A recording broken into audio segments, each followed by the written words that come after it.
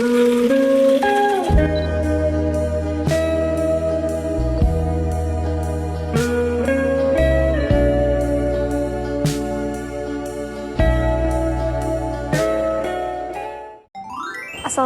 warahmatullahi wabarakatuh. Halo teman-teman, pernah gak sih kalian penasaran gimana cara Islam masuk dan berkembang di Jawa zaman dulu? Nah, kali ini kita bakal bahas cerita seru tentang Kerajaan Mataram Islam. Kerajaan yang sukses memadukan agama dan budaya lokal dengan cara yang keren. Kerajaan Mataram Islam mulai berdiri pada akhir abad ke-16, tepatnya sekitar tahun 1586, dengan pusat pemerintahan di daerah Kota Gede, Yogyakarta. Kerajaan ini didirikan oleh seorang tokoh besar bernama Panembahan Senapati yang dikenal sebagai pendiri sekaligus raja pertama Mataram Islam. Panembahan Senapati merupakan murid dari Sunan Kalijaga, salah satu seorang wali songo yang sangat berperan dalam penyebaran Islam di Pulau Jawa. Nah, di masa awal berdirinya, masyarakat di wilayah Mataram sudah memeluk Islam, namun ajaran yang mereka terima masih sangat bercampur dengan tradisi dan budaya Hindu-Buddha yang sudah lama ada. Oleh karena itu, proses Islamisasi di Mataram berjalan secara bertahap dengan mengintegrasikan nilai-nilai agama Islam ke dalam budaya lokal. Nah, inilah yang dikenal dengan istilah sinkretisme budaya, yakni perpaduan antara ajaran Islam dan tradisi Jawa yang sudah mapan atau yang sudah kaya. Nah, Panembahan Senapati dengan bijaksana menggunakan pendekatan dakwah yang tidak memaksa, tapi mengajak masyarakat menerima Islam melalui budaya dan seni tradisional. Dia juga melibatkan para wali dan ulama dari pesantren Kadilangu sebagai penasihat spiritual kerajaan.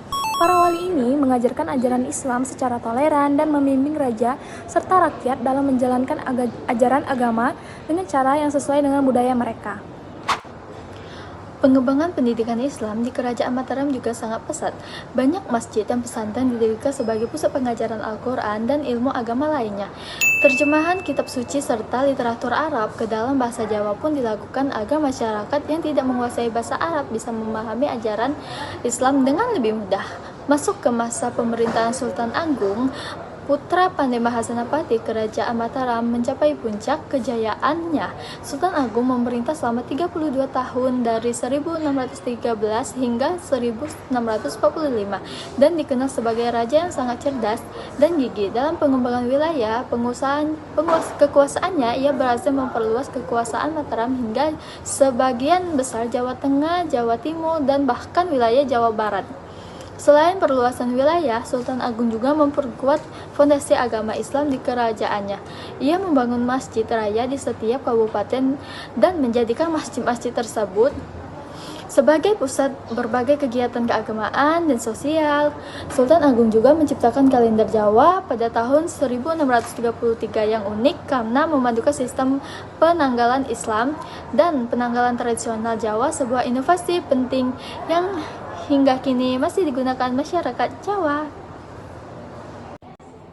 Penting juga diketahui bahwa Sultan Agung berusaha menyeimbangkan kekuatan antara budaya lokal dan agama Islam.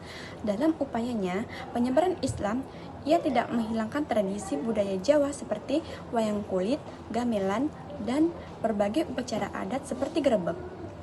Sebaliknya, tradisi-tradisi tersebut diberi makna dan nilai-nilai Islam sehingga ajaran agama diterima tanpa menghilangkan identitas budaya masyarakat Jawa.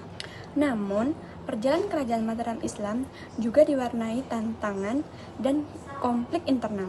Setelah masa pemerintahan Sultan Agung, kerajaan mengalami masa kemunduran akibat konflik internal dan pemberontakan.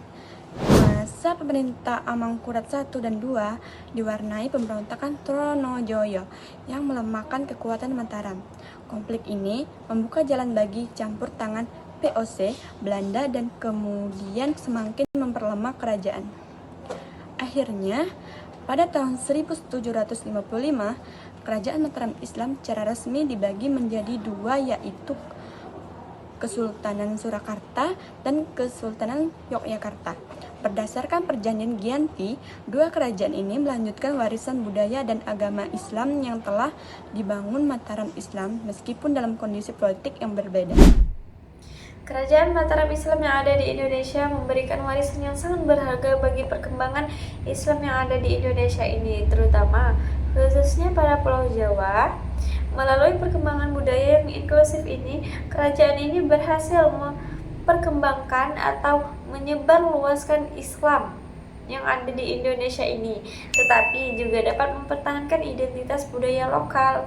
Contohnya seperti tradisi grebek, lalu pertunjukan wayang kulit, serta mempertahankan atau pengelolaan masjid dan pesantren menjadi bukti nyata bahwasanya Islam dan budaya Jawa dapat hidup berdampingan dengan harmonis. Pembelajaran Kerajaan Mataram Islam yang ada di Indonesia ini juga memberikan pembelajaran yang penting tentang dakwah. Ini juga dapat berhasil tidak hanya dengan usaha spiritual saja, tetapi juga dapat berhasil dengan usaha pendekatan budaya dan sosial yang tepat. Ini juga menjadi pembelajaran penting bahwasanya pentingnya menjaga harmoni antara agama dan budaya dalam kehidupan bermasyarakat. Demikianlah pembahasan yang dapat kami sampaikan dalam video ini mengenai pembahasan Islam yang ada di Indonesia dan menceritakan tentang Kerajaan Mataram Islam yang ada di Indonesia ini.